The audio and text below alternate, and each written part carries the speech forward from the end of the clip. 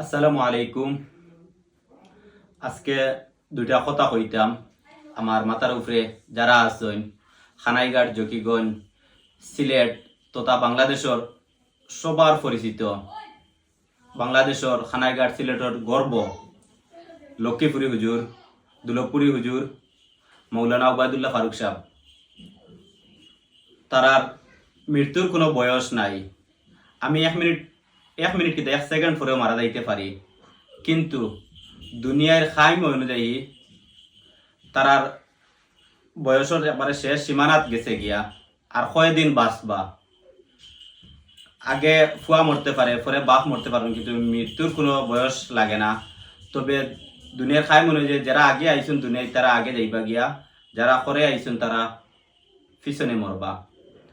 কিন্তু দুলভপুরী হুজুরর, লক্ষ্মীপুরী হুজুরর একটা স্বপ্ন এবার দেখরা উবায়দুল্লাহ ফারুক সাহেবরে খানাইঘাট জকিগঞ্জের মানুষে ফাঁস করিয়া দিতা। আর যদি ফাঁস না করেন তে তারা বড় লজ্জিত হয়ে যাবা জনগণের সামনে। কিন্তু এরারে গোটা বাংলাদেশের মানুষের চিনেন।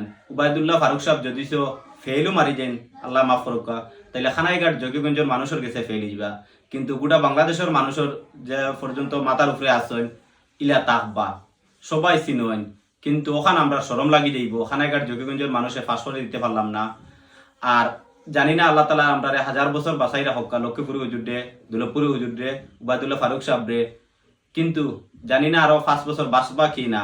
কিন্তু একবার তার শেষ ইচ্ছা, একবার তা মা বোন ভাইয়েন যারা আছো, যারা ভোটার আছো, শেষ একবার তা আমি জুড়া আমার ফেসবুকের পেজ আছে, আমার ছোটখাটো একটা ইউটিউব চ্যানেল আছে, একটা টিকটক আইডি আছে, যে যে যেখান থেকে দেখরা শেষমেশ একবার তা লক্ষ্মীপুরী হুজুরর, দুলভপুরী হুজুরর মুখবা দি চাইয়া আমার মাথার উপরে তারা আসছেন এখনো, তাদের দিকে একবার তা তাইয়া চাইয়া শেষমেশ একবার তা একটা ভোট দিলাকা।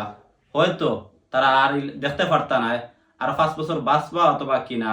আরো যে দুইজন প্রার্থী আছেন, আল্লাহ তালা তারারও হায়াত দান করুকা।